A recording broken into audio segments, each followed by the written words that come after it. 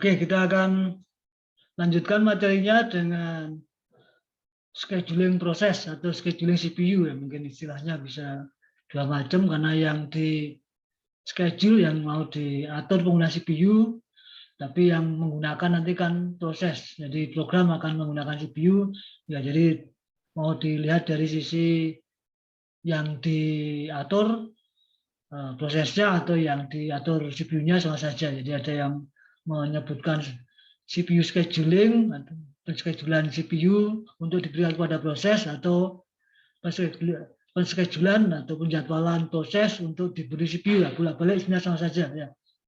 Oke. Materi pokok yang kita pelajari adalah pengaturan penggunaan CPU. Jadi konsep dasarnya tentang penjadwalan, scheduling itu penjadwalan ya.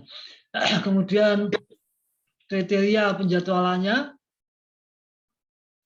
dan algoritma-algoritma yang digunakan. Jadi sebenarnya pokok yang kita pelajari ya yang ketiga nih ya, algoritma penjadwalan proses atau algoritma penjadwalan CPU.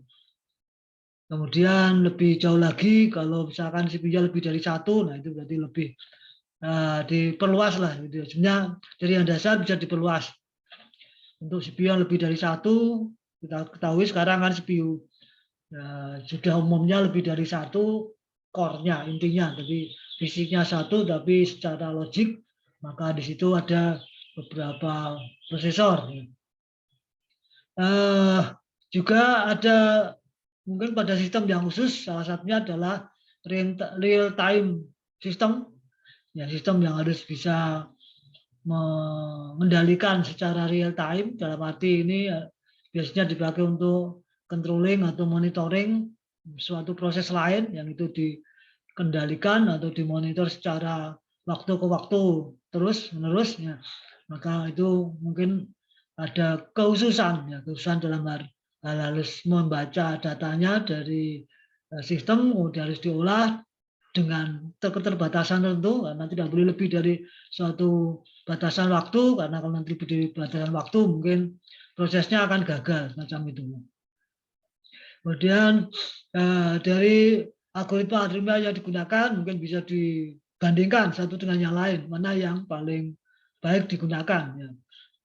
Umumnya ini secara statis ya. Kalau secara dinamis mungkin itu biasanya sistem secara keseluruhan, karena baik dari sisi hardware, baik dari sisi software, kemudian ada software pengetes, biasanya dengan benchmarking, biasanya itu adalah sistem secara keseluruhan dari segala aspek ya. Oke, kita akan mulai dari yang pertama, konsep tentang penjadwalan. Jadi tujuan dari penjadwalan ini karena salah satunya adalah optimasi atau utilisasi atau memanfaatkan secara optimal resource yang ada. Ya, kalau dari sisi CPU berarti nanti CPU jangan sampai nganggur, harus digunakan terus-menerus. Artinya setiap saat harus ada program, harus ada instruksi yang dijalankan. Nah, maka salah satu untuk supaya penggunaan CPU itu maksimum, lalu digunakan sistem yang multi program. Jadi setiap saat ada banyak program yang statusnya itu ada di dalam sistem, jadi sehingga menjadi proses. Karena itu kita bisa istilahkan juga kalau sudah dinamis namanya multi proses ya, multi proses sistem yang multi proses, atau istilah yang lebih umum diberikan adalah multitasking sistem yang bisa mengerjakan banyak tugas pada saat yang bersamaan.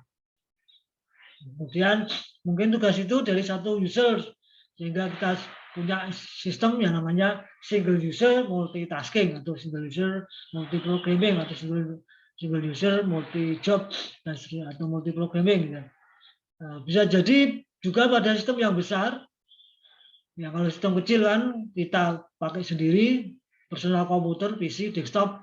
Tapi kalau pada sistem yang besar, pada sistem mainframe atau sistem server atau semacamnya, pada setiap saat tidak hanya satu user, tapi banyak user yang menggunakan, yang mengakses. Jadi ada multi user bisa time sharing, bisa sentral. Jadi dari sisi apa namanya jenis itu macam-macam. Ada centralized system itu pada sistem yang dulu, yaitu pada sistem yang mainframe lah, ya komputer besar satu, kemudian banyak yang menggunakan itu adalah time sharing atau multi user. Ya. Kemudian distributed, nah jadi tingkatannya ada yang lagi yang baru adalah distributed. Distributed system ya biasanya itu lebih istilahnya lebih transparan, jadi banyak pengguna bersatu atau menjadi satu kesatuan dalam satu proses apa dalam satu kegiatan itu biasanya dikoordinasi satu pusat yang kita sebut dengan server tertentu, bisa server proses, bisa server data ya. Jadi kalau nanti yang diakses itu data ya berarti sebagai server data diakses banyak pihak gitu, dan seterusnya. Jadi mungkin semakin luas ya, semakin kompleks cara pengaturan pemanfaatan atau penschedulan atau penjadwalan CPU ya. Nah, maka kita awali atau kita pelajari biasanya di implementasi ya yang konsep dasarnya. Ya. Jadi tujuannya untuk memaksimalkan penggunaan atau utilisasi CPU. Nah, untuk bisa bagaimana caranya, maka setiap program yang dijalankan itu bisa dianalisa pasti umumnya ya kebanyakan sebagian besar, jarang yang ada satu macam, yaitu terdiri dari dua proses dasar ya. Ada CPU burst, yaitu pada saat CPU itu pada saat proses itu menggunakan CPU ya, pada saat running itu namanya dia kondisi adalah CPU burst, atau saat yang lain tentu saja butuh data maka akan menjadi I/O burst, jadi menunggu data, mengakses I/O dan seterusnya. Umumnya suatu proses, ini program yang dibuat oleh pemrogram dalam aplikasi, umumnya ya terdiri dari dua siklus tadi, yaitu ada siklus CPU, yaitu siklus penggunaan prosesor, dan siklus I/O, karena pada saat I/O itu prosesor tidak bisa, kalau diberi kesempatan menggunakan CPU kan nggak bisa menggunakan karena belum siap resource-nya atau datanya gitu ya. Jadi untuk menyederhanakan perhitungan atau pembandingan, maka biasanya untuk algoritma penjadwalan ini yang dihitung secara dasarnya adalah yang CPU burst-nya saja. Jadi sementara I/O burst itu diabaikan. Jadi yang dihitung kalau itu berapa lama proses itu jalan, maka yang dihitung hanya yang penggunaan atau pemanfaatan atau penggunaan atau pas dia dijalankan. Jadi pada saat running berarti ya, pada saat kondisinya running. Jadi hanya karena itu yang dihitung biasanya hanya CPU burst. Nah, maka umumnya ini hanya salah satu gambaran analisis statistik dari program. Ini umumnya program itu punya step atau siklus yang bergantian antara CPU burst, kemudian I/O burst ya. Jadi mengakses memori, kemudian memproses datanya di ALU dan seterusnya, itu kaitannya dengan CPU burst. Ya, jadi menggunakan CPU karena membaca dari memori kemudian untuk di load ke store itu kan menjalankan instruksi ya. Intinya pada saat instruksi itu langsung dijalankan dari memori, kemudian mengolah dan seterusnya, itu berarti dia betul-betul menggunakan CPU 100%. Nah, pada saat lain kalau itu kemudian akses I/O, biasanya akses I/O itu menggunakan bantuan dari simulasi ya, biasanya menggunakan namanya sistem call, apakah itu printf kalau itu C gitu ya, atau cout, cin dan seterusnya, itu maka akan beralih statusnya atau kondisinya menjadi dia akan menunggu data dari I/O. Nah, biasanya ini nanti pada saat menunggu data ini, karena tergantung kapan dia diberi data, saatnya siap, maka saat ini nggak bisa menggunakan CPU, maka harus dihentikan sementara. Maka dalam state proses, state diagram, kita punya namanya wait state atau block state. Jadi proses yang karena dirinya sendiri mengakses I/O, maka dia akan terblok dan seterusnya. Jadi ini ya umumnya seperti ini, Nah, dari situ, dari program yang rata-rata ya pukul rata, maka biasanya penggunaan CPU itu lebih pendek daripada I/O. Ya. Jadi ini misalkan ini selama 40 milisekon katakanlah ya. Andaikan program itu berjalan selama 40 milisekon, maka CPU burst-nya itu sekitar seperlimanya ini dari seluruh program yang jalan CPU burst-nya. Itu ini gambaran statisnya saja. Nah, oke. Jadi kapan pengatur atau penjadwal pengguna CPU nama scheduler ya. Jadi dalam bagian sistem operasi ada satu tugas yaitu menjadwal atau memindahkan penggunaan CPU dari satu proses ke proses yang lain. Proses yang bisa diberi CPU atau disuruh jalan adalah yang statusnya atau kondisinya adalah ready.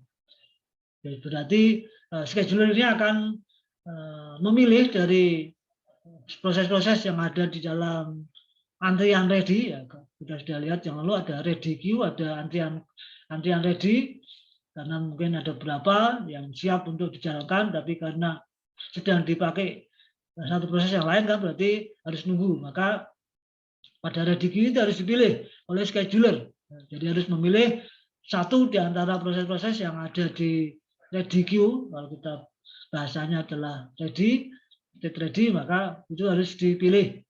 Kemudian dialokasikan untuk bisa menggunakan CPU. Nah, kapan itu terjadi? Scheduler memilih salah satu dari proses yang ada di ready queue. Proses saat terjadinya kapan? Yaitu terjadinya kalau ada suatu proses yang kemudian dia terblok ya, karena satu proses di saat itu running, kemudian dia menjalankan I/O, kemudian dia harus wait, ya, state, maka saat itu CPU harus mengambil alih, scheduler harus mengambil alih untuk diberikan kepada yang lain. Jadi saat terjadi perpindahan dari suatu proses yang running menjadi wait state ke wait, itu maka harus dipilih dipilih satu proses yang siap berikutnya.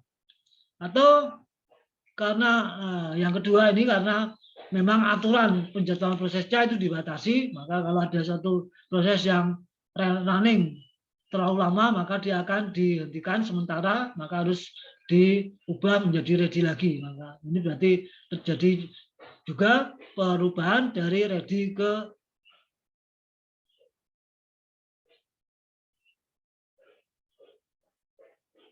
ini dari ready ke running misalnya ini ya, dari switch dari ready ke running, ini perpindahan. Kalau dibacanya berarti kalau dari running, ya betul ya, dari running ke ready, betul. Dari running atau soal proses yang sedang jalan kemudian harus dihentikan sementara, maka dia harus menuju ke ready, maka saat itu scheduler jalan. Jadi dari running ke wait state, dari running ke ready, blok diagramnya yang lalu seperti ini. Nah, kemudian kalau proses-proses yang sudah tadi siap datanya, padahal dia pada kondisi wait state, maka dia harus diubah supaya nanti dia bisa diberi kesempatan lagi, maka dia juga di-schedule untuk dari waiting ke ready. Nah, kalau ini berarti tidak terkait langsung mengatur penggunaan CPU, tapi menyiapkan ini ya. Tapi ini masuk bagian dalam tugasnya scheduler. Nah, jadi scheduler itu tugasnya memonitor atau mengendalikan atau memanage proses state, gitu gampangnya gitu ya. Jadi proses state harus di manage, siapa yang running saat itu, siapa saja yang ready, siapa saja yang wait. Maka kalau ada yang wait sudah siap, diubah dulu ke ready. Tidak bisa dari wait langsung ke running, tapi selalu harus melewati ready dulu. Jadi semua yang running nanti lewat ready. Jadi seperti itu dalam perpindahan state-nya. Kemudian juga kalau suatu saat ada proses yang pada saat running kemudian selesai, stop gitu ya, exit lah, maka berarti saat itu kan running ke terminate. Jadi running terus langsung terminate. Maka berarti juga harus saat itu kan berarti harus dipindahkan ke proses yang lain. Nah, penjadwalan ini karena dari masing-masing perpindahan ini itu ada yang tadi karena dirinya sendiri atau proses itu sendiri, kemudian CPU itu harus dikembalikan ke penjadwal. Jadi seolah yang punya CPU itu penjadwal. Kalau penjadwal memberikan ke satu proses, berarti proses itu pinjam gitu ya, pinjam CPU, kemudian nanti selesai dikembalikan. Nah, kapan pengembalian itu atau pengambilan CPU oleh scheduler itu bisa dengan dua model atau dengan dua macam cara. Yang pertama namanya non preemptive, yang kedua namanya preemptive. Jadi kalau yang non preemptive ini itu gampangnya penjadwalan yang memberikan hak kepada proses tadi menggunakan sampai dia selesai atau sampai dia tidak mampu lagi. Ya, jadi kalau satu proses diberi kesempatan menggunakan CPU, maka dia kalau dia itu running terus ya terus sampai terminate ya, gitu ya. Itu berarti setelah terminate baru diberikan atau diambil oleh scheduler. Tapi yang jenis kedua, suatu proses diberi kemampuan untuk menggunakan CPU, dipinjami CPU untuk digunakan itu dengan batasan tertentu, ya. Bisa batasan waktu, jadi hanya diberi misalkan hanya diberi tiap 1 detik. Kalau 1 detik meskipun dia masih belum selesai, maka CPU-nya harus dikembalikan dulu ke scheduler untuk diberikan ke yang lain. Itu adalah namanya preemptif ya, dipaksa diambil atau dikembalikan ke penjadwal untuk diberikan ke yang lain. Kalau yang non preemptif berarti scheduler itu gampangnya statis, menunggu sampai CPU-nya itu selesai digunakan. Kalau selesai digunakan maka CPU-nya baru diberikan ke yang lain. Jadi bisa proses itu dijadwal sampai akhirnya selesai atau mungkin karena dia dirinya sendiri kan lalu terblok. Kalau terblok ya jelas itu tugas scheduler untuk memberikan ke yang lain. Jadi bisa 1-4 itu adalah non preemptif, kemudian yang lainnya itu adalah preemptif. Ini jenis nama ya, nama cara pencegahannya ada yang non preemptif dan preemptif. Nah, kemudian lebih dalam lagi bagian scheduler itu ada namanya dispatcher. Ya, dispatcher ini modul yang mengendalikan CPU kepada proses yang dipilih. Nah, pekerjaannya sudah kita pelajari yang lalu, yaitu kalau ada perpindahan dari satu proses ke proses yang lain terjadi namanya context switching. Jadi semua parameter semua yang berkaitan dengan proses yang sedang jalan itu harus diganti dengan proses yang berikutnya jalan. Jadi semua informasi, semua isi register, program counter, mungkin batasan memori dan seterusnya itu harus disimpan untuk nanti kalau jalan tidak salah ya, supaya berikutnya nanti kalau jalan berikutnya betul. Kemudian diganti ke proses yang dipilih. Nah itu jadi context switching-nya. Yang melakukan context switching ini dispatcher. Ya, dispatcher. Kemudian kaitannya dengan sistem operasi, dan seperti ada 2 level, yaitu ada level programmer, level user mode, yaitu program aplikasi programmer yang umumnya memang tujuannya itu, tapi untuk menjalankan programnya programmer atau aplikasi itu juga akan memanfaatkan bantuan dari sistem operasi. Nah, pada saat program aplikasi itu menggunakan program dari sistem operasi namanya system call, maka saat itu namanya dia akan lari ke kernel mode. Jadi semua semua subroutine atau subprogram yang disediakan oleh sistem operasi itu ada di bagian bawah namanya pada kernel, sedangkan bagian atas namanya user mode, yaitu program aplikasi. Yang bisa terjadi perpindahan dari secara status kondisi sistem saat itu apakah menjalankan program-program pada user mode atau pada kernel mode. Nah, maka perpindahan dari user mode ke kernel mode dan sebaliknya itu juga dilakukan oleh dispatcher. Nah, maka itu akan perlu waktu. Jadi ini memerlukan waktu untuk memindahkan dari satu proses ke proses lain, dari user mode ke kernel mode dan seterusnya. Ini diperlukan waktu. Nah, ini namanya dispatch latency. Ya, dispatch latency. Waktu dispatcher. Ya, waktu dispatcher. Oke. Nah, lalu berikutnya berkenaan dengan algoritma itu sendiri, beberapa parameter kriteria yang digunakan untuk memilih algoritma mana yang akan digunakan. Itu yang pertama adalah CPU utilisasi, ya, utilisasi pemanfaatan secara optimal CPU. Jadi sebisa mungkin algoritma itu akan selalu menyebabkan atau membuat CPU itu selalu digunakan, ya, selalu sibuk terus. Ya.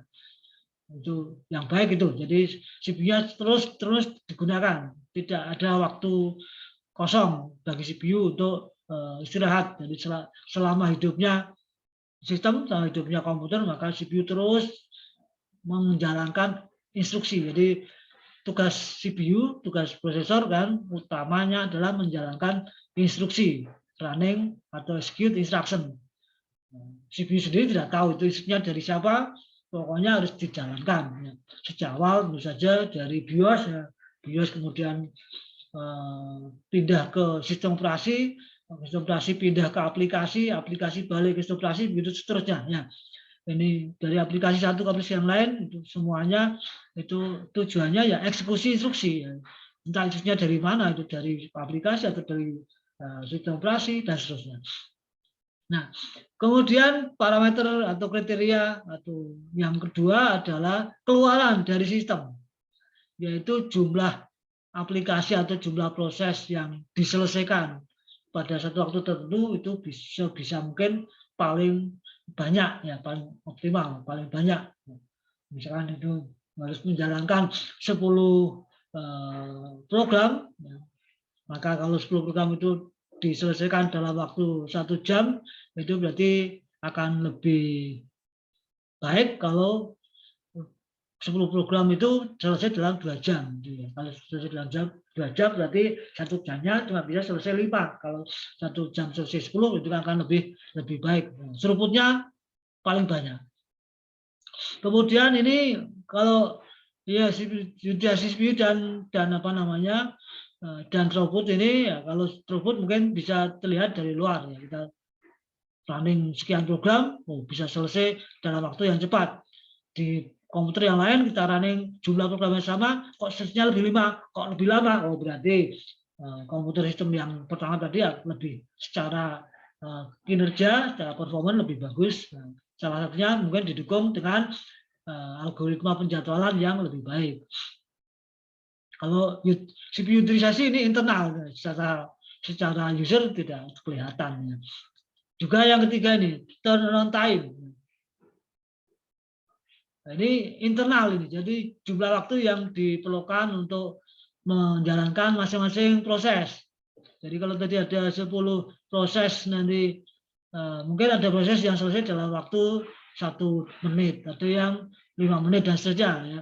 Kalau di total jadinya tadi 1 jam, misalnya gitu ya. Itu masing-masingnya berapa? Itu turnaround time, itu masing-masing proses.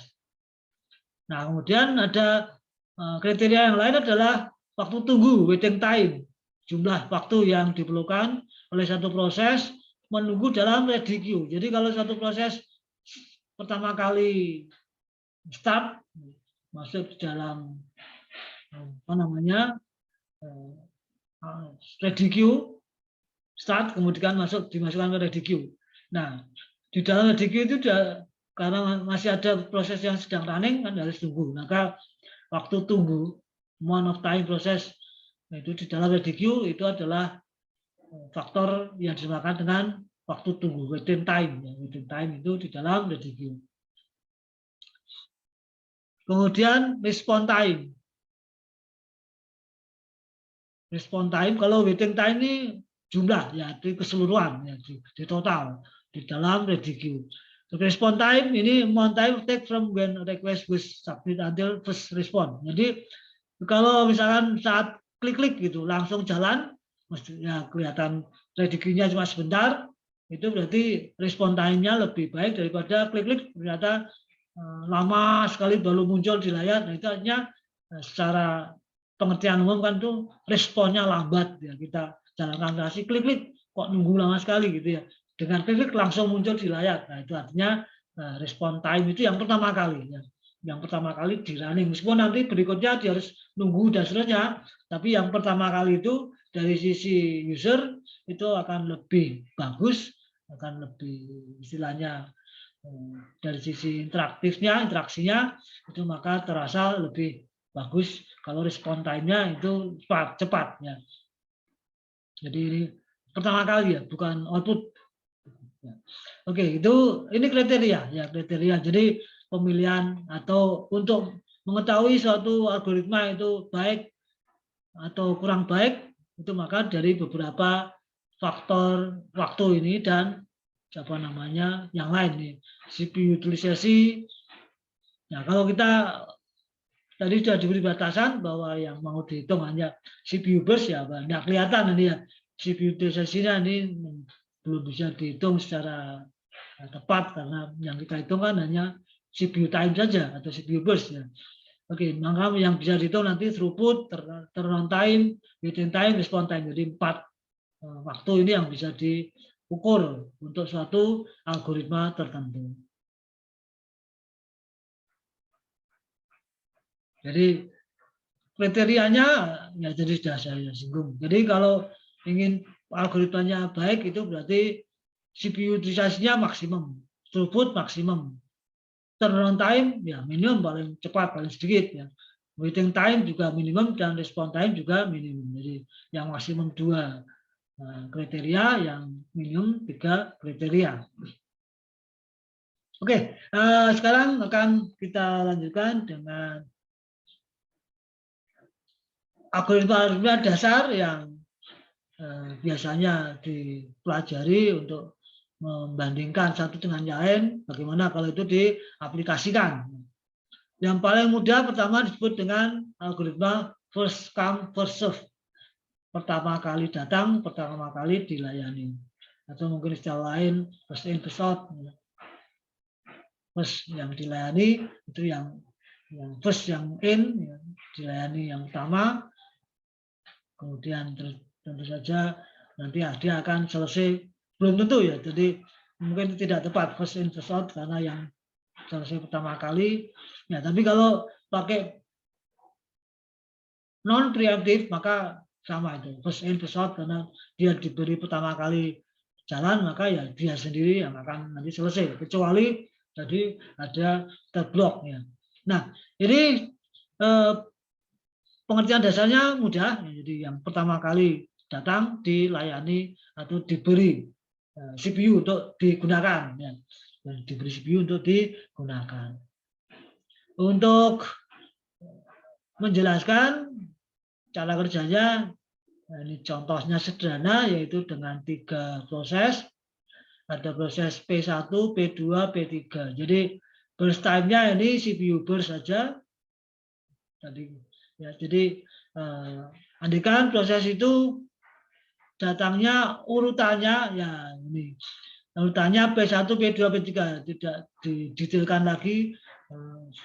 Ini urutan ini datangnya apa namanya? Kira-kira selisihnya berapa detik dan sebagainya. Yang penting ada urutan datangnya ya. P1, P2, P3. Jadi karena first-come itu artinya kita harus tahu yang datang duluan siapa. Maka P1 pertama kali, P2, P3. Jadi bisa saja hampir bersamaan, tapi urutannya tetap P1, P2. Atau P1 kemudian ada P2, P3 berikutnya saat ini jalan. Bisa jadi. Jadi artinya tetap urutannya adalah P1, P2, P3. Nah, dengan ini burst time, waktu, bisa saja ini waktu keseluruhan, tapi umumnya tadi dalam kriteria yang dihitung hanya CPU time-nya 24, 33. Ini satuannya terserah mau sekon, mau milisekon, mau nanosekon, ya, ini dengan satuan tertentu, satuan waktu lah. Menit ya terserah ini, pokoknya 24 waktu, 3. Karena menggunakan first come first serve, maka ya yang dilayani untuk diurutkan, ini berarti nanti di dalam queue-nya, ready queue-nya akan ada P1, P2, P3. Saat start pertama kali P1, kemudian masuk di ready queue, P2, P3, maka ya urutannya seperti ini juga di dalam ready queue. Maka urutan pelaksanaannya oleh scheduler, berarti P1 diberi kesempatan jalan dulu, setelah P1 selesai, P2 baru P3. Jadi untuk menghitung bisa digambarkan namanya ini Gantt chart. Jadi relatif waktu datang awal kapan, tapi kita bisa pakai relatif. Pertama kali waktu ke 0 itu datang P1.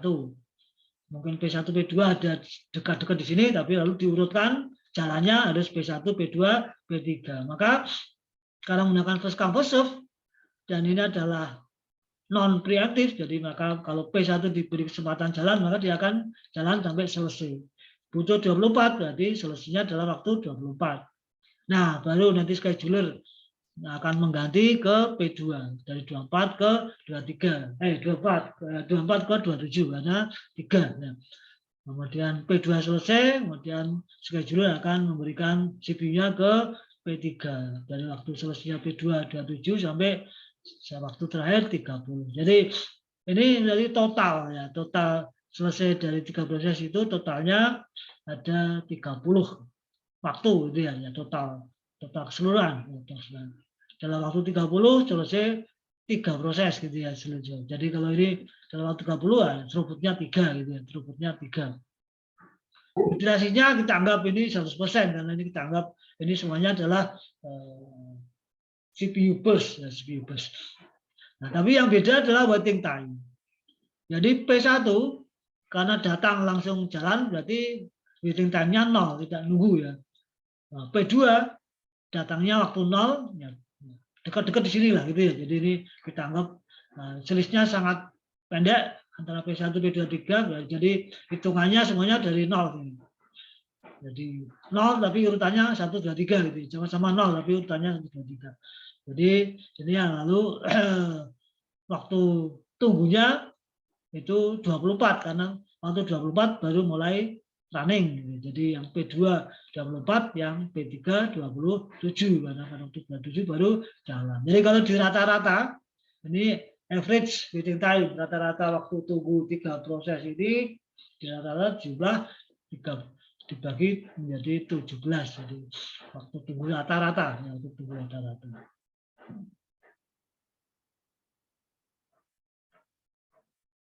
Nah, kalau dihitung yang lain tadi apa? Ada turnaround time.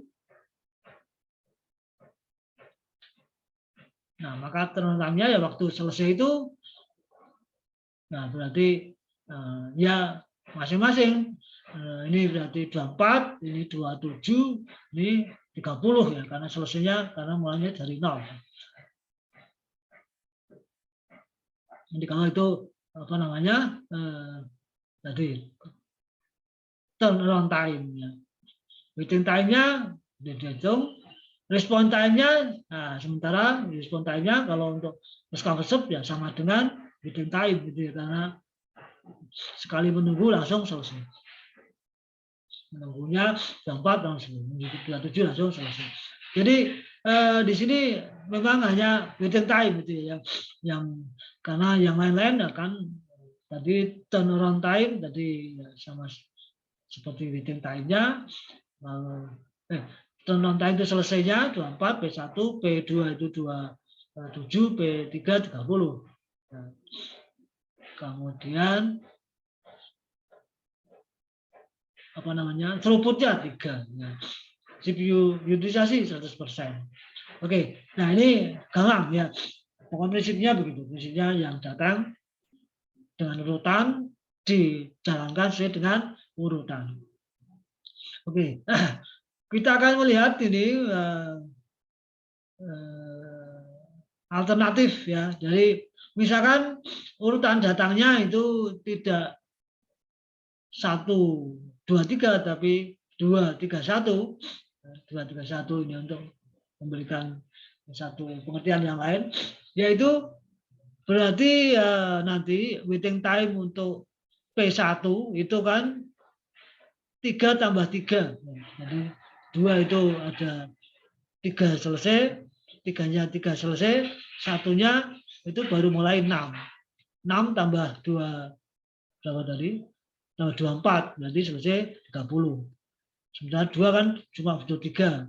Nah, P3 butuh 3, berarti 3, 6, lalu 30. Nah, dengan perubahan urutan ini, jadi kriteria waktu sangat berbeda jauh. Jadi waiting time-nya kalau dihitung berarti rata-ratanya ini 3 tambah 3 tambah 6 tambah 0. Jadi yang 0 P2-nya, lalu P3 itu 3, lalu P1-nya itu 6. Jadi 6, 0, 3. Nah, jadi di sini waiting time-nya cuma 3. Dibandingkan dengan sebelumnya, kalau tanya berbeda 17, jadi sangat jauh. Nah ini berarti kan dari sisi kriteria waiting time itu lebih bagus ini. Minimum lebih kecil. Ya. Karena kriteria waiting time itu yang dicari yang minimum, yang lebih kecil. Ini lebih kecil. Jadi urutannya seperti ini. Ya. Jadi, nah ini kenapa bisa sangat jauh ini karena salah satunya ini ada efek konvoi namanya. Efek konvoi yaitu proses yang pendek menunggu terlalu lama tadinya. Yang ini kan prosesnya pendek-pendek cuma 33 dibandingkan dengan 24. Jadi kalau ada suatu proses yang pendek-pendek tapi dia menunggu proses yang terlalu lama, ini pasti waiting time-nya nanti akan jelek. Ini karena terjadi namanya efek konvoi. Jadi harus antri nunggu gitu ya, panjang. Seperti kalau ada di jalan itu kemudian apa namanya yang cepat-cepat, mobil-mobil yang cepat, kemudian ada apa namanya konvoi pawai misalkan, nah, pawai kan jalan itu kan lambat ya. Jadi yang lambat itu akan menghalangi yang cepat ini. Ini maksudnya begitu ya. Yang lambat ini menghalangi yang cepat. Jadi dari sistem akan jelek. Jadi waiting time-nya akan jelek. Terjadi efek konvoi. Efek itu, efek kalau ada pawai barisan untuk apa namanya, kemudian harus menghentikan ya, mobil-mobil yang jalan kemudian harus mengikut di belakangnya kan jadi ikut lambat. Oke, ini ya, ini adalah penjadwalan yang paling sederhana yang tentu saja ini penggunanya nanti ya apa namanya, aplikasinya mungkin ini pada sistem-sistem yang dulu namanya sistem apa namanya, sistem yang multitasking yang harus dikendalikan secara manual ya. Ini pertama. Yang kedua adalah namanya shortest job first. Yang pertama dijalankan yang shortest, yang waktu yang diperlukan untuk running paling pendek, paling sedikit, ya, paling short, paling pendek. SJF, shortest job first. SJF mestinya ya. Singkatannya kok SJR, SJF ya. Shortest job first. Jadi untuk setiap proses maka akan memiliki waktu CPU bus yang berikutnya akan digunakan untuk membandingkan antara proses-proses yang lain. Ya. Jadi prinsip dasarnya tadi misalkan itu jadi waktunya tidak selisih banyak, waktu datanya itu dianggap tadi pada saat 0 tapi dengan urutan tadi itu maka tidak langsung di running dipilih yang P1 tapi akan diproses dulu antara P1, P2, P3 itu yang nantinya. Ya, sebenarnya itu juga agak sulit kalau tahunnya nantinya itu dia akan jalan pendek gimana. Ya, kalau kecuali proses itu sudah pernah dijalankan, kemudian sudah ada catatan historinya, nah bisa ya. Jadi kalau tidak ada catatan historinya mungkin agak sulit ya secara real aplikasinya, real pelaksanaannya untuk shortlist jobbers ini. Tapi ini sebagai pembanding saja, sebagai metode yang bisa diukur, ya bisa diukur. Jadi dibandingkan. Nah karena itu shortlist job, nah bagaimana tahunya bahwa itu job itu paling shortlist? Nah ini ada dua skema. Kalau algoritma itu non preemptif, nah maka nanti shortlist job itu hanya dihitung pertama kali saat awal. Jadi gampangannya dari P1, P2, P3 itu waktu datang itu langsung dihitung, dibandingkan, nah sudah kalau nanti ternyata yang paling pendek itu P2 jalan duluan. Kemudian P3 yang kedua, P1 yang berikutnya. Ya, itu berarti non preemptif karena nanti sekali di running sampai selesai baru diganti yang lain. Jadi yang kemudian apakah bisa itu nanti di tengah jalan karena sistemnya dinamis, maka nah kalau nanti pada saat P2 jalan kemudian ternyata ada P berapa 1 2 3 4 ya P4 itu arrive datang saat misalnya saat P2 sedang jalan atau saat P3 sedang jalan atau saat P1 sedang jalan yang terakhir ya bisa jadi. Nah maka itu berarti bisa dilakukan lagi perhitungan waktu antara yang proses yang saat itu running sisanya masih berapa, kemudian yang baru datang itu perlu berapa, nah maka itu nanti bisa dihitung, maka itu namanya modifikasi dari satu job ini namanya shortest remaining time first. Jadi kalau misalnya nanti dibandingkan antara P4 yang datang pada saat P3 jalan, kan gitu, yang mungkin P4 waktunya cuma satu, ya satu satuan waktu 1 detik. Nah, P3 saat itu masih baru jalan 1 detik, berarti sisanya 2. Nah, maka sisa 2 dibandingkan dengan yang datang 1, maka lebih cepat yang 1, maka nanti P3 yang 1 jalan akan diganti P4 yang baru saja datang karena lebih pendek waktunya. Nah, ini namanya shortest remaining time first. Nah, ini tentunya shortest job first yang jenisnya adalah preemptif karena saat itu P3 yang running tapi kemudian dihentikan sementara, diambil oleh scheduler, diberikan ke P4. Jadi itu dua model ya. SJF ini, nah ini tadi salah tulis saya. SJF optimal karena akan memberikan average waiting time yang paling minimum. Paling minimum. Ya, dari keterangan itu contohnya ini, contohnya. Jadi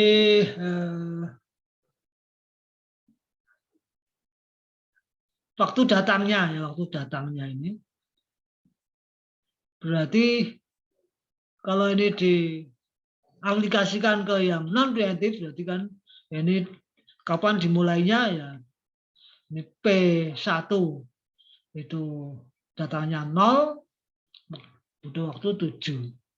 Kemudian P2 datangnya 2 butuh waktu 4. P3 datangnya waktu 4 butuh waktu 1. P4 butuh datang waktu 5, waktu yang diperlukan 4. Yang diperlukan 4. P4 butuh waktu 5 dan waktu yang diperlukan 4. Ya. Pada saat ini, jadi ini P1 ya. P1 ini SJF non preemptif.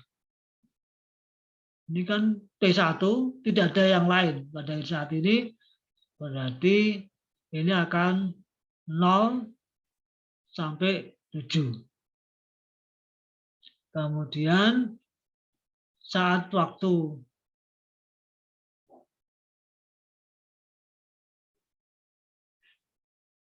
Wah, ini kok 2. Berikutnya, jadi kalau dibandingkan, ya, dibandingkan waktunya saja ini, berarti waktunya yang diperlukan 7414, berarti ini berikutnya, ini kan karena ini waktu pertama 0 itu, kemudian waktu keempat 0, 1, 2, 3, 4 itu datang P3 ini 1, itu jadi P3 ini harus dijalankan ya, karena ini waktu keempat, ini kan 1, 2, 3, 4, 5, 7 ya. Jadi kalau ini yang P1 sendirian ini memang lalu dia akan, karena non preemptif, dia akan sampai dengan waktu 7 selesai karena non preemptifnya. Nah, di tengah-tengah P1 jalan karena awalnya sendirian tidak yang lain, itu dalam waktu 0 sampai 7 itu ada P2, P3, P4. Jadi lalu apa namanya? Ini kan pembandingannya terjadi mulai waktu setelah ada P2 datang butuh 4, P3 datang butuh waktu 1, P4 datang butuh waktu 4. Nah, jadi ini lalu kalau nanti di jadwal untuk dijalankan menggunakan SJF, maka berarti berikutnya yang jalan adalah yang waktunya pendek, yaitu 3. 3 itu waktunya 1. 3 waktunya 1. Nah, jadi setelah 7, maka P3 running. Itu waktu 1. Nah, kemudian, nah ini antara P2 dengan P4 kan sama. Jadi dipilih yang mana ya, ini lalu dikombinasi dengan SKB serve, jadi karena datangnya P2 ya yang jalan P2 dulu. Nah, jadi ini tidak murni. Ya, kalau ini sama gimana? Ya sama berarti kan ada alternatif yang lain karena datang duluan, berarti ini yang dipilih yang P2. P2 4. Lalu terakhir yang P4, ini waktunya 4 juga. 4. Nah, perhitungan waiting time-nya yang harus cermat, yaitu untuk yang P1 kan 0. Kemudian untuk yang P2 jalannya kapan P2? P2 itu jalannya pada waktu 8. Datangnya pada waktu 2, gitu kan? Datang atau waktu 2 datang dijalankan waktu 8. Berarti 8 kurangi 2 berarti 6 ya. Berarti 6. Itu P2. P3 dijalankan waktu 7, datangnya waktu 4. Ya, 4 dijalankan waktu 7. Jadi 7 kurangi 4 berarti 3. Ini apa namanya? Ini untuk yang waiting time P3.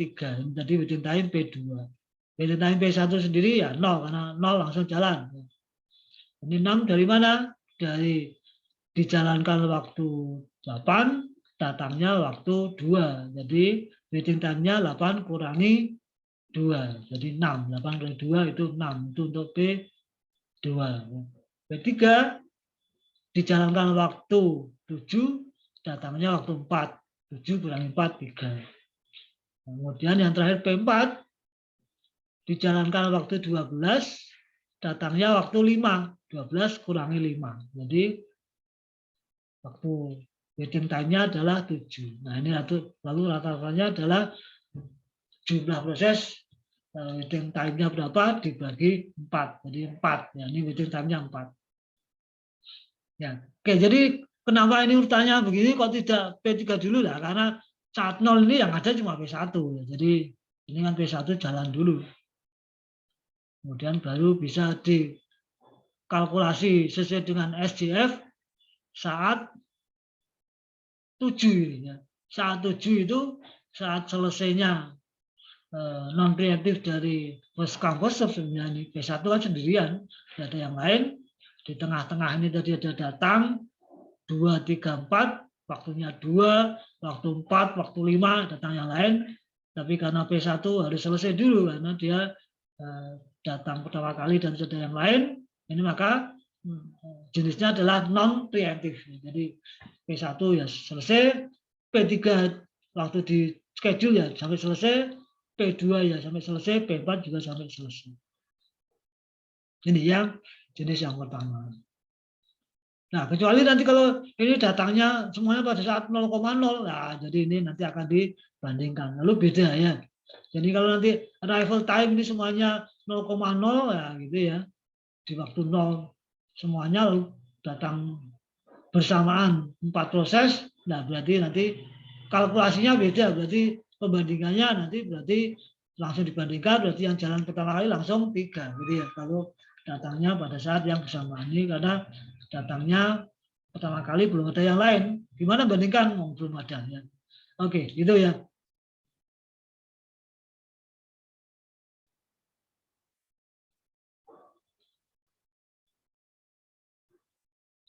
Oke, jadi dia kalkulasi secara estimasi untuk menentukan next burst itu bagaimana dapat diestimasi dengan cara kalkulasi beberapa faktor waktu dapat digunakan menggunakan prediksi waktu sebelumnya, kemudian menggunakan namanya metode exponential averaging. Nah ini definisinya seperti ini, gitu ya definisinya. Mungkin tidak saya jelaskan detail lagi. Ini sehingga nanti bisa dihitung kira-kira nanti waktu yang akan datang berapa. Bentar, ini harusnya tidak ada. Nah, mungkin saya yang preemptif ini tadi kebablasan ya, yang preemptif. Ini tadi yang non preemptif, ini yang preemptif ya, yang preemptif ya. Oke, yang preemptif ini ya. Jadi ini tadi yang saya terangkan yang ini yang non preemptif. Sekarang yang preemptif. Tadi saya kebablasan ya. Oke, yang preemptif ini bagaimana ini? Nah, jadi waktu P1 datang sendirian, tidak ada yang lain ya, langsung jalan ya. Tapi waktu kedua itu datang P2. Nah, 2 ini pada titik 2 ini, maka kalau dibandingkan antara P2 yang baru datang, kebutuhan yang nanti akan digunakan, dan sisa dari P1 yang masih harus dijalankan, karena dia butuh total 7, baru jalan 2, berarti kan masih ada 6. 5 ya, jadi 7 sudah jalan 2, sudah digunakan 2, berarti masih ada 5. Sementara yang datang itu membutuhkan 4 waktu. Nah, jadi kalau dibandingkan, maka yang pertama itu lebih panjang, masih lebih pendek yang baru datang, maka yang pertama harus dihentikan sementara, diganti yang lebih pendek, yaitu P2. Gitu ya. P2 jalan. Karena tadi waktu dibandingkan P1 masih sisa 5, kemudian datang P2 perlu 4, 5 dengan 4, lebih pendek yang 4, maka P2 yang jalan. Nah, saat 4, itu P2 baru jalan 2. Ya. Waktu, berarti sisanya masih 2. Itu datang P3. Nah, waktu 4, datang P3. Waktunya cuma butuh 1. Nah, jadi sisa P2 itu masih 2, dengan dibandingkan yang baru datang itu hanya butuh 1, maka yang baru datang lebih pendek, berarti yang baru datang dipilih untuk dijalankan. P3 ini hanya butuh 1. Nah, berarti setelah selesai P3, kebetulan pas di waktu 5 ya. Waktu 5 ini P3 selesai, di situ ada P1 masih perlu berapa? 5. P2 masih perlu 2, lalu datang P3 perlu 4. Jadi ada P1 5, P2 2, P4 itu 4. Nah, jadi ada yang paling pendek berarti yang P2. P2 masih perlu 2 karena P4-nya perlunya 4, yang P1-nya masih perlu 5. Jadi berikutnya P2 karena paling pendek di antara yang ada. P2 jalan berapa? 2. Ya, 2. Setelah P2 selesai, yang ada di sistem P1 dan P5. P1 masih perlu 5, P4 yang tadi datang perlu waktu 4. Jadi 4 banding 5, itu 4 yang kecil, maka P4 dijalankan. Sampai dengan dari 7 sampai dengan 11. Nah, sampai dengan 11. Nah, berarti P4 selesai, tinggal P1 yang tadi sisanya 5-nya. Nah, ini berarti shortest jobbers tapi yang preemptif. Setiap terjadi terminate satu proses atau arrive satu proses, ada arriving satu proses baru, maka dikalkulasi ulang siapa yang paling pendek. Ada terminate satu proses, maka dikalkulasi ulang lagi siapa yang paling pendek. Jadi prinsipnya itu pada saat terjadi terminate itu tadi scheduler akan mengkalkulasi ulang SCF-nya yang paling pendek siapa. Kalau di tengah-tengah ada proses datang, di tengah running proses tertentu ada proses baru datang, maka saat itu juga dikalkulasi. Nah, maka ini perhitungan waiting time-nya bisa dihitung. P1-nya 0 ditambah 0 ditambah 11 kurangi 2. 0 ditambah 9, berarti 9. Ya. Karena 2 kali ini kan. Jadi waiting time itu total waktu di dalam wait ya, di dalam waktu tunggu. Pertama kali 0 ditambah 9, yaitu 9. P2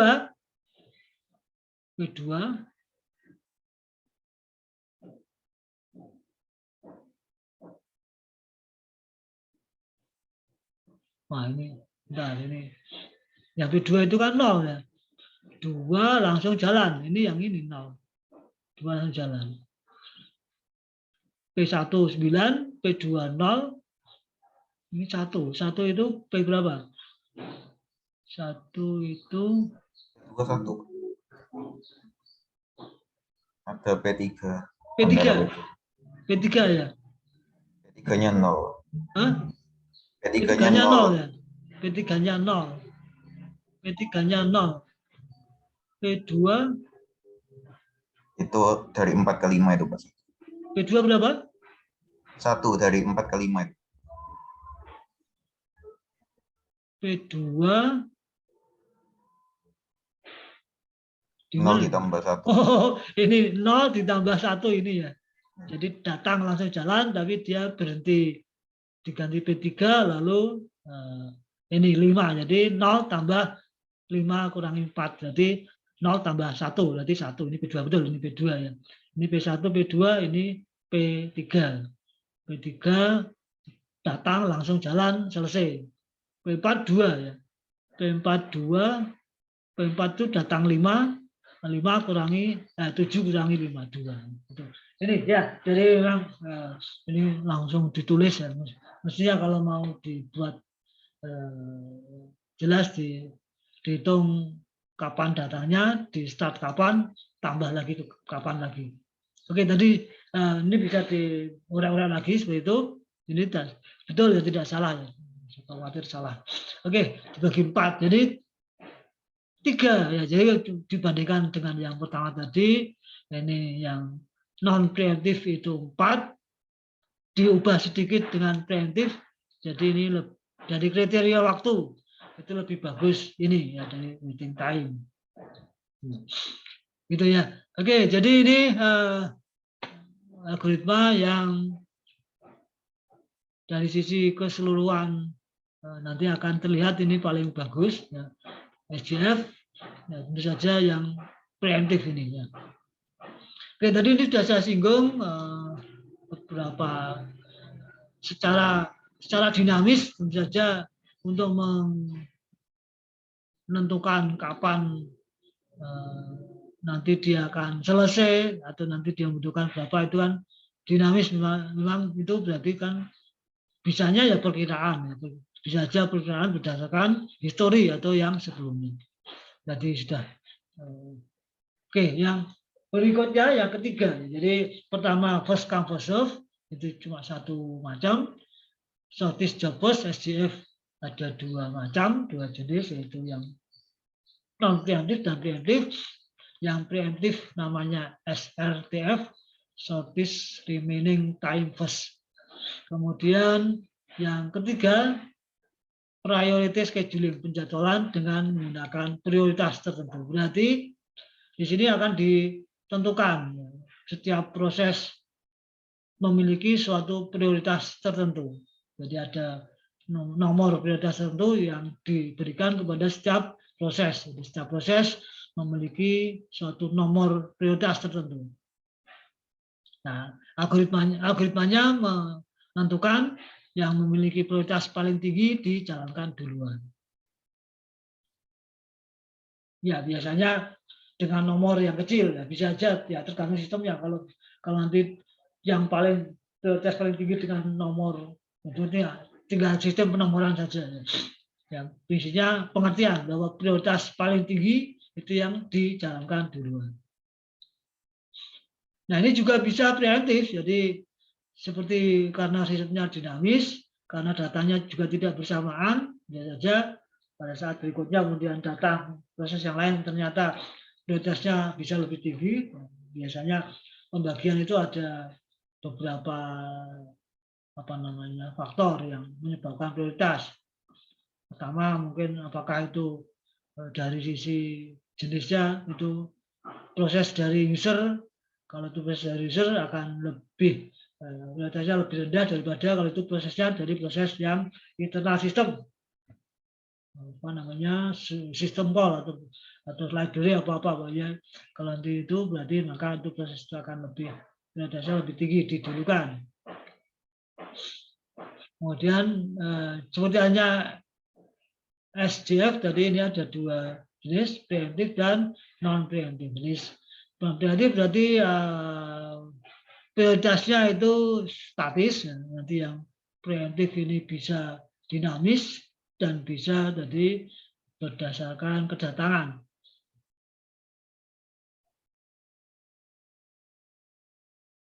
Jadi sebetulnya SJF itu juga adalah penjadwalan dengan prioritas, tapi prioritasnya adalah prioritas yang berdasarkan waktu. Jadi prioritasnya itu waktunya yang paling pendek, itulah namanya prioritasnya tinggi. Ya, sebetulnya otomatis itu ya, prioritas tinggi itu yang waktu pendek. Jadi bisa juga SJF itu adalah salah satu jenis dari priority scheduling. Ada satu masalah di dalam penjadwalan dengan prioritas yang disebut dengan starvation.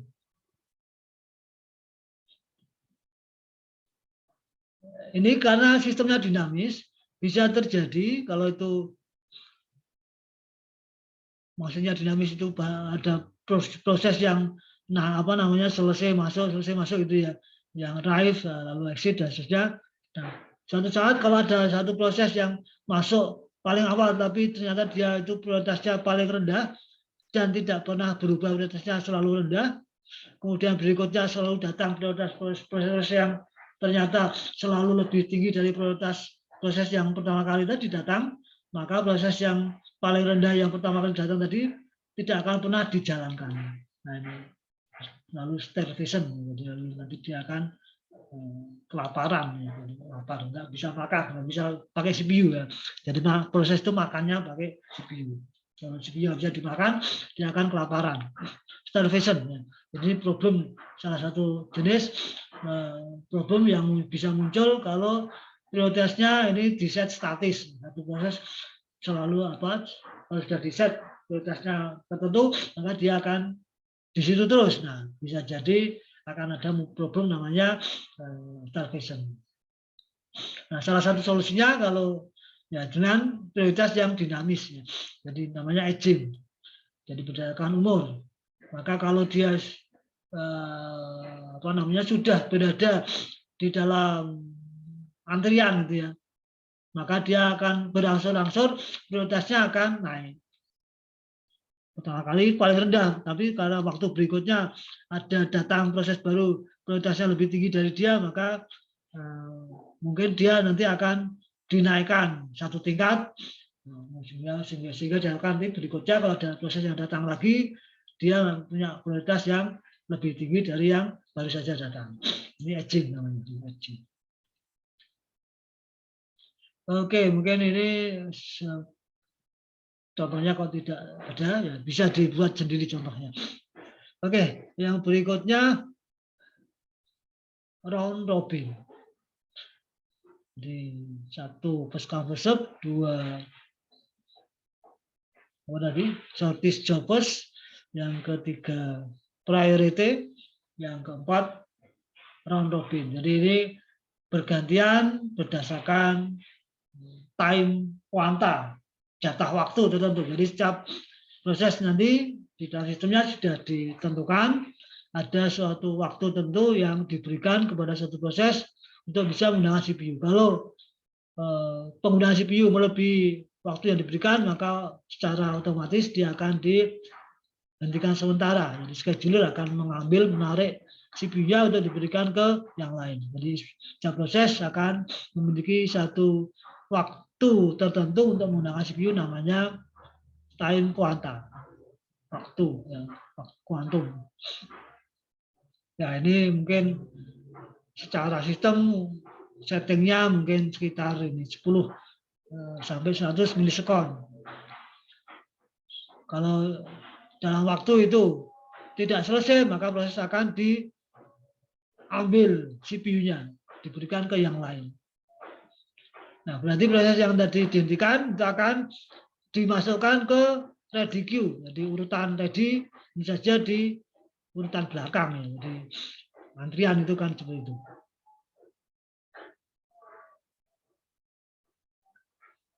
Nah, secara perhitungan jika ada dua proses di dalam ready queue, kemudian time kuantanya ada lagi, maka setiap proses akan mendapatkan waktu sekitar ini kalau dihitung 1/n dari waktu CPU di dalam satu slotnya, sehingga tidak ada proses yang akan menunggu lebih dari n-1 di key time unit. Nah, maka secara perhitungan ini kalau dari waktu tunggu ini tadi itu ternyata besar sekali, itu akan menjadi FIFO algoritmanya. Nah, first come first serve akan jadi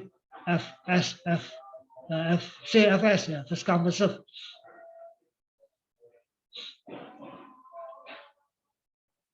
Nah, kalau key-nya terlalu kecil, nah ini maka ada pembandingan dengan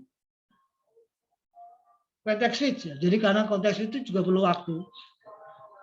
Kalau key-nya itu lebih besar dari context switch, maka itu akan terjadi overhead yang terlalu tinggi. Jadi artinya banyak waktu yang terbuang hanya untuk penggantian, bukan untuk menjalankan prosesnya. Jadi antara key waktu tunggu yang itu untuk setiap proses tadi besarnya key tadi kuantum waktunya itu harus diperhitungkan. Jadi maka itu ya. Kalau terlalu besar tadi ini seperti nanti kinerjanya seperti Vivo, tapi kalau terlalu kecil sekali nanti ini lebih kecil dari konteks switching, maka nanti juga akan menjadi lambat karena malah ada waktu yang terbuang yang artinya diperlukan untuk perpindahan. Perpindahannya terlalu banyak. Jadi kalau misalkan dua proses perpindahannya itu dua kali, itu kan waktu perpindahan itu berarti 1 pindah 2 itu sekali. Kemudian 2 pindah 1 itu sekali. Kemudian 1 pindah 2 lagi, 2 pindah 1 jadi 4 kali gitu ya.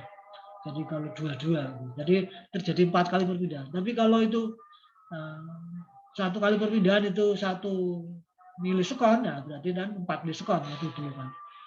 Nah kalau itu perpindahannya kuantanya terlalu kecil, sehingga terjadi misalkan 12 kali perpindahan antara 1 dan 2, nah berarti nanti waktu perpindahannya itu menjadi 12 kali sendiri, 12 kali 1 sekon, milisekon, berarti 12 sekon. Nah berarti nanti itu akan menjadi lambat, ya, jadi lambat secara performance, secara kinerja. Contohnya, contohnya round robin perpindahan dengan kuantum waktu 20 ya, 20 berarti ini kalau diberi satuan ya di antara 10 sampai 100 milisekon ya, 20 milisekon ya, 20 milisekon ya. Jadi ini burst time, jadi sekali lagi burst time-nya itu yang dihitung hanya CPU, maka dengan datanya P1, P2, P3, P4, ya, ini anggap datangnya semuanya pada waktu yang bersamaan, yaitu ada saat 0, gitu, datang P1, P2, P3, P4, kemudian waktu yang diperlukan untuk menyelesaikan 53, 17, 68, 24. Maka kalau kuantanya 20, maka perpindahannya dari satu proses lain setiap 20. Kecuali sebelum 20 selesai, berarti kalau sebelum 20 selesai harus langsung dipindah. Ya. Jadi P1 perlu waktu 53, berarti jalan 20, maka harus berhenti. Berikutnya P2, waktunya diberikan 20 tapi hanya pakai 17, selesai, berarti selesai 17. Ya. Kemudian P3, nah seterusnya 68, maka hanya bisa jalan 20 dulu sampai 57, kemudian P4 jalan 20, berarti dari 57 sampai 77, setiap 20. Ya. Maka ini balik satu lagi diberi 20 lagi, berarti baru 40 ya. Dan P3, karena P2 selesai, P3 tadi masih berapa? Masih banyak ini ya. P3, kemudian P4 itu masih sekali lagi, yaitu cuma 4, karena sekali sudah jalan 20, 24 berarti ini tinggal 4, berarti 17 sampai 21. Balik lagi ke P1 tadi baru 40, karena ini sisanya berarti 53 berarti 13, berarti sampai dengan 134, berarti 121, P1 ya. Jadi dari terakhir menyelesaikan tadi sampai 40, maka masih 13, karena posisinya di 121 berarti masih tambah 13 menjadi 134. P3 tadi baru 12, dari baru 40 masih 68, berarti masih 20 lagi, itu berarti 60, dari baru jalan 40 ya. Berarti terakhir itu sudah nggak ada yang lain, tinggal dia sendiri ya, dia lagi, berarti sisanya 8. 4 sampai 12, ini berarti 8. Jadi ini adalah Gantt chart-nya. Jadi bagaimana perpindahan satu proses ke proses lain menggunakan round robin, kuantanya 20, kemudian variasi dari proses datangnya dan ini kebutuhan waktu, burst time, CPU burst-nya yang diperlukan ini. Oke, jadi ini Gantt chart sehingga bisa dihitung faktor waktunya. Umumnya ini memiliki turnaround yang lebih besar daripada GF. Tetapi memiliki respon time, yaitu pertama kali dijalankan itu akan lebih cepat. Jadi misalkan ini 0, karena memang sendiri. Tapi yang 2 ini ya kelipatan nanti dari apa namanya, kuantanya. Jadi responnya ini sebenarnya ya tergantung pada kuantanya. Kuantanya misalkan 10 ya berarti responnya akan semakin bagus. Respon time-nya. Ya. Tapi kalau respon time-nya kecil, nah nanti perpindahannya lebih banyak. Perpindahan lebih banyak itu artinya konteks switch-nya lebih banyak, berarti artinya nanti ada pemborosan di konteks switching gitu ya. Jadi makanya itu perhitungan antara time kuanta ini harus dibandingkan dengan konteks switching yang ini harus lebih besar, ya, cukup besar daripada konteks switching. Ya bisa dihitung sendiri ya. Jadi dihitung apa namanya, berapa waiting time, berapa turnaround time. Ini bisa dihitung sendiri. Jadi ini perbandingan, ya, perbandingan bagaimana antara time kuantum, kuanta waktu dengan konteks switch. Ini misalkan proses memerlukan atau kuantanya, ya, kuantanya di set 12, ini waktunya 10, berarti tidak perlu konteks switching gitu ya. Karena 12, ini dia perlu cuma 10 ya langsung selesai ya, tidak perlu konteks switching. Tapi kalau konteksnya apa? Kuantanya 6, berarti ini butuh sekali perpindahan. Karena 6 baru 6 masih ada sisa gitu. Tapi kalau kuantanya itu 1, nah ini berarti terjadi 12 kali. Nah ini jadi faktor waktu yang nanti menjadi overhead itu konteks switch-nya ini. Ini cuma sekali, ini sampai 9 kali konteks switch-nya. Jadi secara real nanti di konteks itu kan butuh waktu. Apakah itu 1 milisekund atau setengah milisekund maksudnya, berarti ini akan lebih panjang ya selesainya secara real daripada ini. Ini butuh waktu sekali, ini butuh waktu 9 kali. Turnaround time, fungsi dari time kuanta seperti ini. Nah, oke. Di dalam sistem biasanya tidak hanya satu algoritma yang dipakai, tapi kombinasi beberapa. Sehingga itu bisa dibuat namanya beberapa level, lalu ada queue yang untuk setiap algoritma, gitu ya. Jadi di DDQ ini dibagi menjadi beberapa queue. Yang pertama untuk foreground proses, itu proses interaktif. Kemudian ada background proses, proses di latar belakang. Nah, kemudian bisa di-set berbeda. Untuk yang foreground menggunakan round robin, background menggunakan first come first serve. Jangan seperti itu. Kemudian scheduling harus dilakukan antara queue tadi. Misalkan ini menggunakan fixed priority scheduling, akan melayani semua foreground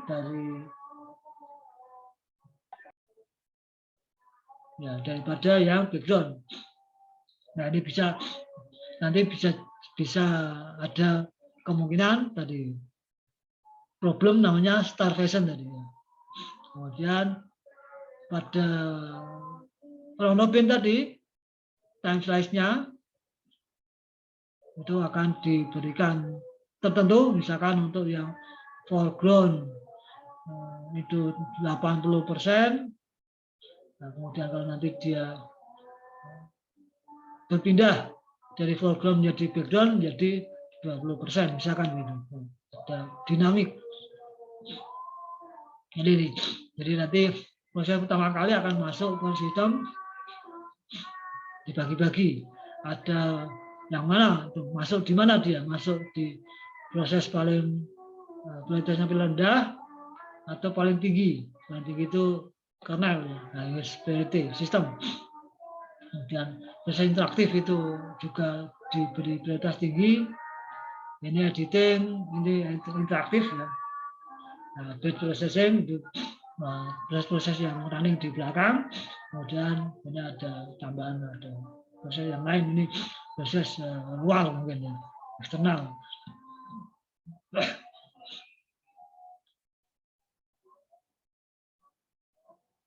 Nah, kalau model pertama ini setiap proses yang sudah masuk di dalam satu level ya dia terus di situ. Nah, ini yang tadi bisa menyebabkan starvation. Maka salah satunya untuk mengatasinya dengan ada multi level feedback queue. Di proses akan berpindah di antara queue yang ada. Ya, ini adalah salah satu cara metode aging tadi. Ya, cara aging. Ini menggunakan multi level feedback queue.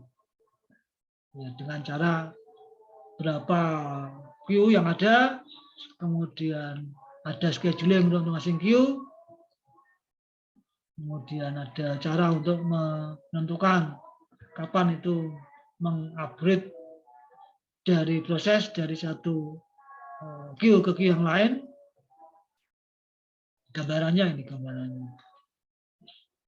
Jadi misalnya pertama kali proses nanti akan masuk, kemudian dia settingnya round robin dengan kuanta cepat yaitu 8.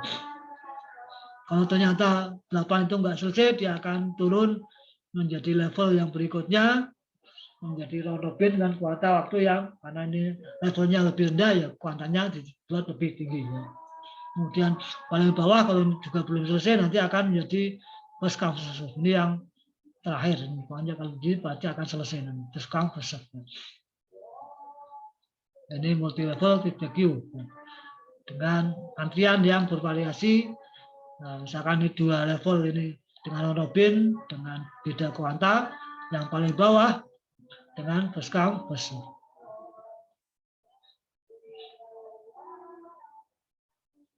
Ini tadi contohnya ya. Jadi job akan dimasukkan ke antrian yang pertama.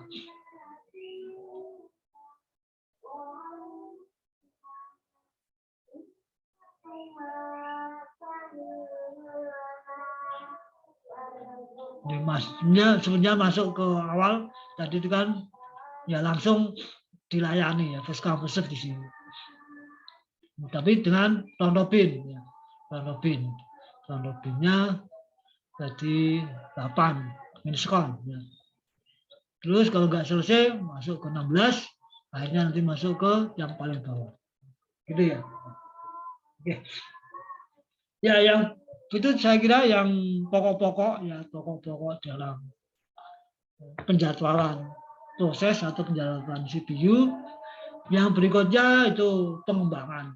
Jadi kalau tadi prosesornya lebih dari satu, tadi ini asumsinya yang tadi adalah satu prosesor ya, satu prosesor. Nah, scheduling untuk yang prosesor yang multi ya lebih kompleks. Kapan itu diberikan ke prosesor satu dan seterusnya. Sebenarnya tinggal dibuat, sebenarnya kan tinggal queue masing-masing ya. Dan nanti ada queue untuk CPU 1, queue CPU 2, queue CPU 3. Kalau itu 1, 2, 3 itu sama, misalkan derajatnya ya, setiap proses nanti akan diartikan. Tentu saja scheduler juga akan menghitung setiap bobot dari CPU nanti CPU. Tentu saja tidak semuanya masuk ke CPU 1, tapi akan dibuat bobot ya, artinya bobot proses yang masuk ke masing-masing CPU saja supaya berimbang jumlah prosesnya, gitu ya, jumlah prosesnya. Jadi ini untuk yang sistem yang multiprosesor, kalau yang prosesornya itu homogeneous, artinya satu prosesor tapi dengan multi, kalau kita istilah sekarang adalah multi core, itu kan homogen ya, jadi prosesornya semua sama. Dimungkinkan yang heterogen karena dalam satu sistem bisa terjadi beberapa prosesor. Nah itu biasanya kalau sekarang memang kalau dalam single mesin mungkin tidak mungkin, tapi kalau multi mesin itu bisa juga menjadi server proses ya, proses server itu bisa nanti prosesornya kan beda-beda. Jadi satu mesin prosesornya dari Intel, satu mesin dari apa namanya Apple, satu mesin dari ARM, satu mesin dari MIPS dan seterusnya.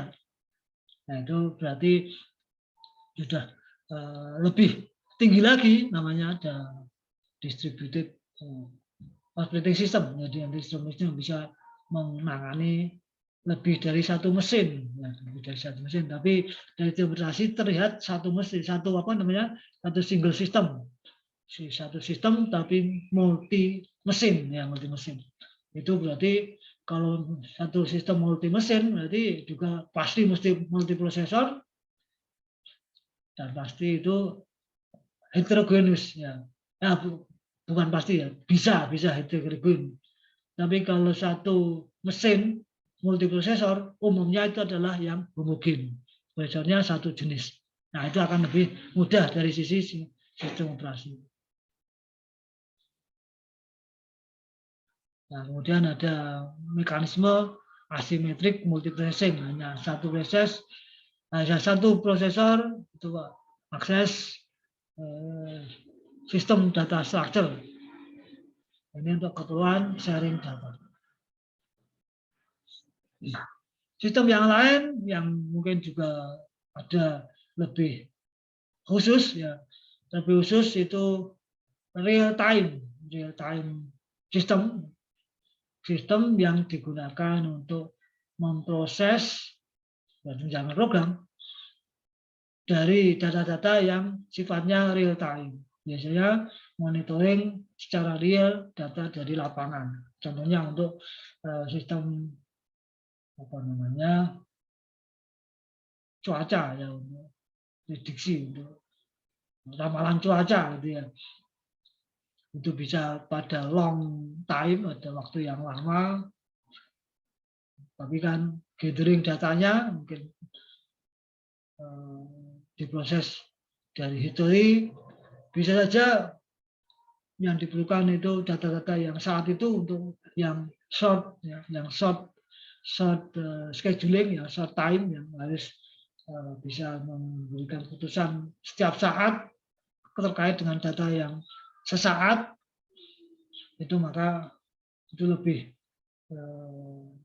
batasannya itu dalam waktu tentu saja, tidak boleh lebih dalam prosesnya itu, dalam tadi memberikan penjadwalan ada suatu proses yang itu harus tidak boleh melebihi dari suatu waktu tertentu, maka kalau itu penjadwalan dipakai Robin dan ternyata dia harus diganti-ganti oleh proses yang lain, itu maka nanti kemungkinan akan hasil salah itu besar karena data yang baru saja datang itu sudah beda dengan data yang tadi masih belum selesai diproses, itu harusnya selesai dalam waktu 1 detik itu hasilnya, tapi karena itu dalam algoritmanya itu lambat sehingga tidak selesai, padahal sekarang datanya sudah beda.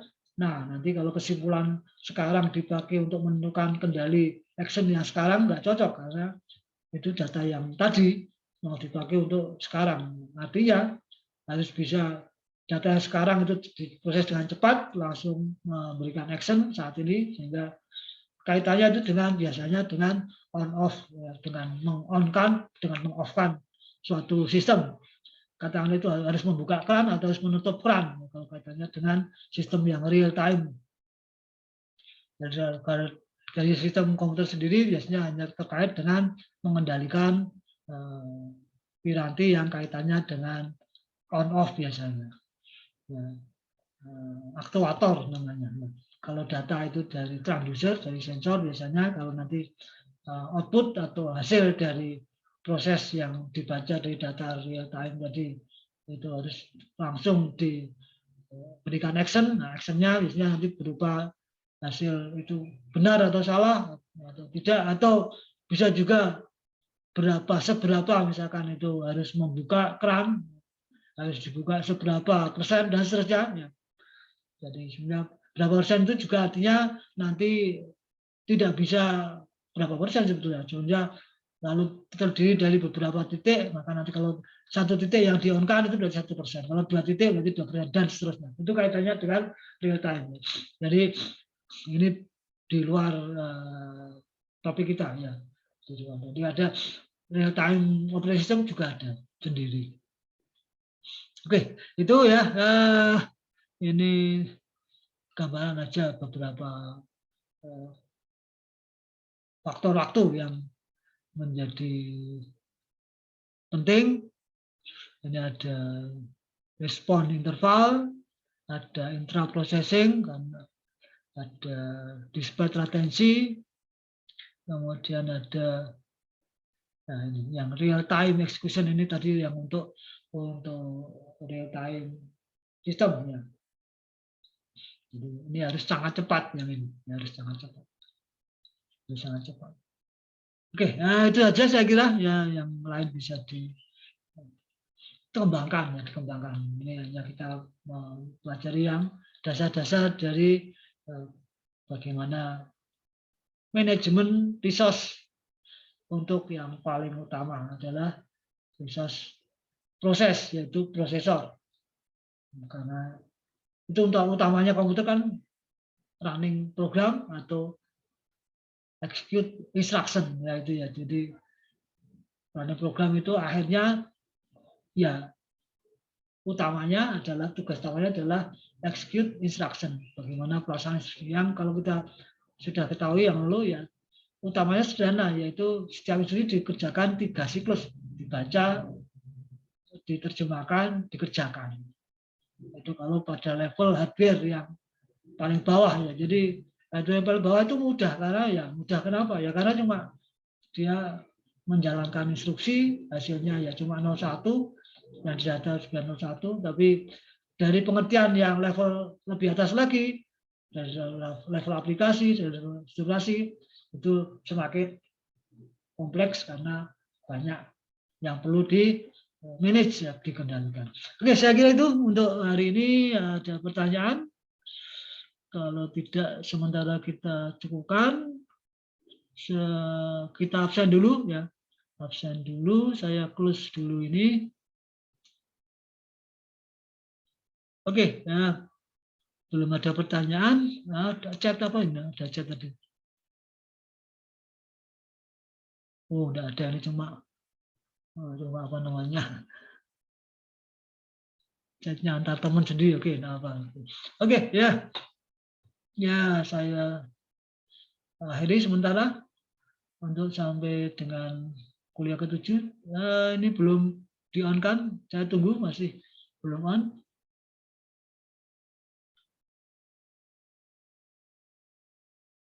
Masih ada 1, 2, 3, oke.